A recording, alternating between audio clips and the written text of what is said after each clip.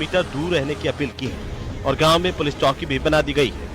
इधर मामले पर भूजल वैज्ञानिक नारायण दास कहते हैं कि दावों के उलट मौके पर गैस के रिसाव जैसी स्थिति नहीं दिखाई दे रही। और तो मुझे नहीं लगता कि गैस की वजह से हो रहा है, क्योंकि गैस के ना तो गैस अगर होती तो पानी के साथ में कुछ बुलबुले जैसी भी कंडीशन होती, या बदबू या जो खुशबू कहे कुछ भी कह दें, गैस की जो स्मेल होती वो भी आती।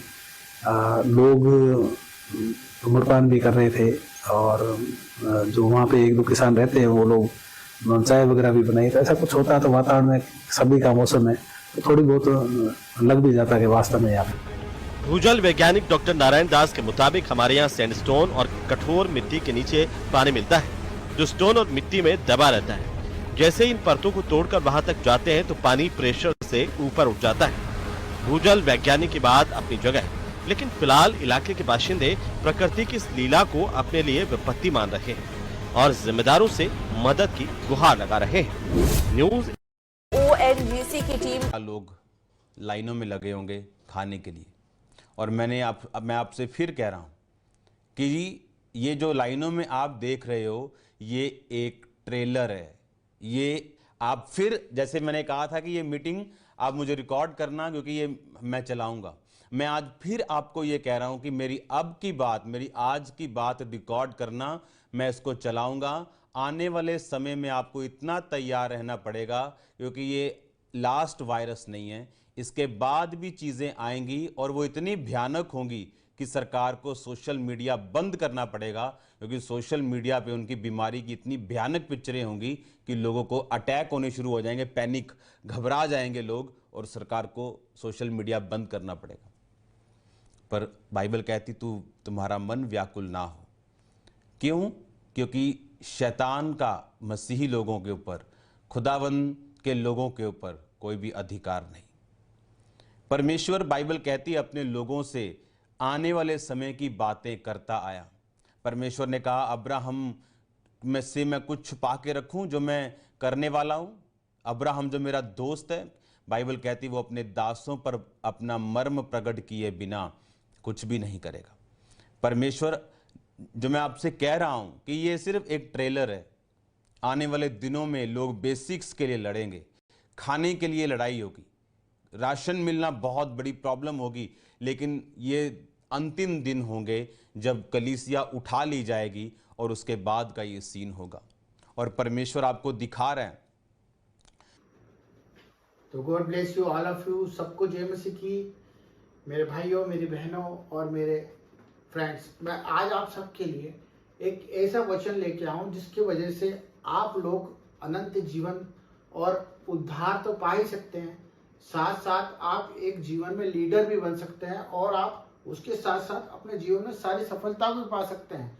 और वही वचन आपके जीवन में आपको बहुत ऊपर भी लेके जाएगा। अगर इस वचन को आपको सुनना है तो परमेश्वर की इस बात को और इस वचन को गंभीरता से ले और इस वचन पे काम भी करें। फिर देखिए आपके जीवन को कोई भी नहीं रोक सकता सफल होने से। तो मैं आज अपने भाई बहनों को उनको बताना चाहता हूं जो अपने उस स्वभाव में है, जो स्वभाव उनको गिराया जा रहा है, वो उस गलत फहमियों में है, उन कल्चर में है, उन आदतों में फंसे हुए हैं जो वो जानते भी हैं पर उसके बाद भी वो उस चीज पर ध्यान नहीं दे पाते हैं और उसी के वजह से वो अपने जीवन को बिगाड़ते जा रहे हैं और बिगड़ने के साथ साथ वो उसे संभालने की भी कोशिश नहीं करते। हाँ, वो प्रार्थना तो करते हैं, वो वचन भी पढ़ते हैं, परंतु उसके बाद भी वो क्यों नीचे हो जा रहे हैं, वो क्यों नहीं बढ़ पा रहे, उनका जीवन सफल क्यों नहीं हो रहा और वो क्यों नहीं धार्मिकता को समझ पा रहे हैं। इन विषयों के लिए मैं आपको एक चीज बताना चाहता हूँ मेरे भाई बहनों, कि जो मसीह में आया है, जो चुना हुआ है, अगर उसका उद्धार नहीं हुआ तो वो किस तरह का मसीह कहलाएगा, वो कैसा मसीह कहलाएगा। कि अगर वो दुखों में है, वो सिर्फ अपने बारे में सोचता रहता है, वो रोता रहता है, वो सोचता है कि मैं और मेरा कब तक, वो मेरी जिंदगी, मेरा ये और मेरा घर और मेरा बाहर, वो परमेश्वर को जानता तो है परंतु परमेश्वर के वचन पे नहीं चल पा रहा। ये सबसे बड़ी हमारे अंदर एक तकलीफ आ जाती है जब हम लोग बुरी बुरी बुराइयों में, तकलीफों में पड़ जाते हैं और इसका एक ही वचन परमेश्वर ने हमें दिया है। अगर हम इस पे नियंत्रण से, एक नियम अनुसार अगर हम उस पर ध्यान देंगे तो हम परमेश्वर के उस वचन के साथ साथ अपनी जिंदगी को भी अच्छा देख पाएंगे और बुराइयों से बच जाएंगे।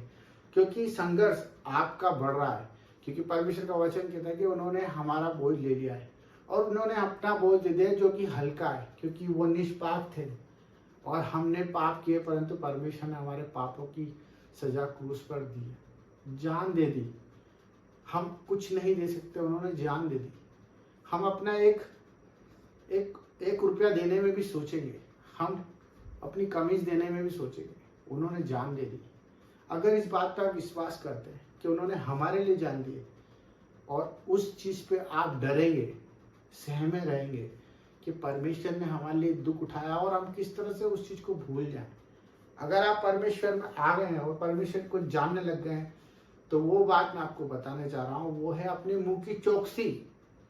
यस मेरे भाई बहनों, अपने मुंह की चौकसी, मुंह की चौकीदारी करनी होगी, क्योंकि हमारे मुंह से जो निकलता है वही हमारे लिए हो जाता है। अगर हम इसको समझें, क्योंकि वचन कहता है कि मुंह की जो जीभ होती है वो हमारे जीवन की पतवार होती है।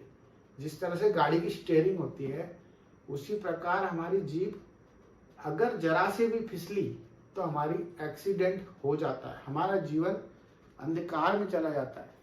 अपनी जीभ को वश में करना ही जीवन में सफल होने का राज है। अपने मुंह को लगाम लगाना ही हमारे जीवन का वो होता है जो आशीषों की भंडार कर देता है, जो हमें पाप में नहीं पड़ने देता, रोगी नहीं होने देता, हमें बुराइयों से बचाता है। परंतु ये सब कैसे होगा? ये सब जब होगा जब हम अच्छी शिक्षा में रहेंगे, सच्ची शिक्षा में रहेंगे, परमेश्वर के वचन को सुनने वाले बनेंगे और वही वचन को बोलने वाले बनेंगे। अगर हम परमेश्वर के वचन को सुनेंगे और बोलेंगे तो हमारे मन में वही चलेगा। परंतु हम दुनियावी संगति में रहेंगे, दुनिया में घुसे रहेंगे, तो हम वही बात करेंगे जो दुनिया करती है। हमें लोगों के साथ रहना है, परंतु परमेश्वर की सुनना है। जिस तरह से यीशु मसीह दर बदर रहा, हमारे लिए फिरता रहा और उसने सिर्फ वही कहा जो परमेश्वर ने उसे कहा था। जो पिता की आज्ञा थी वो पुत्र ने निभाई और उस आज्ञा पे चल के उसने उद्धार के लिए हमें चुना। और वो चीज आज हमारे लिए भी हर प्रकार से उपयोगी है। तो हमें सिर्फ अपनी जीभ को वश में करना आना चाहिए।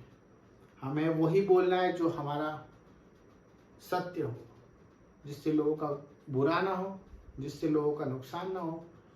अपने पड़ोसी के लिए भी प्रेम करें, अपने सताने वालों के लिए भी दुआ करें और अपने दुख देने वालों के लिए भी प्रार्थना करें, क्योंकि यही परमेश्वर का जीवन है और यही हमारा जीवन है। अपनी जीभ को कंट्रोल कर लें। जय मसीह की आमीन।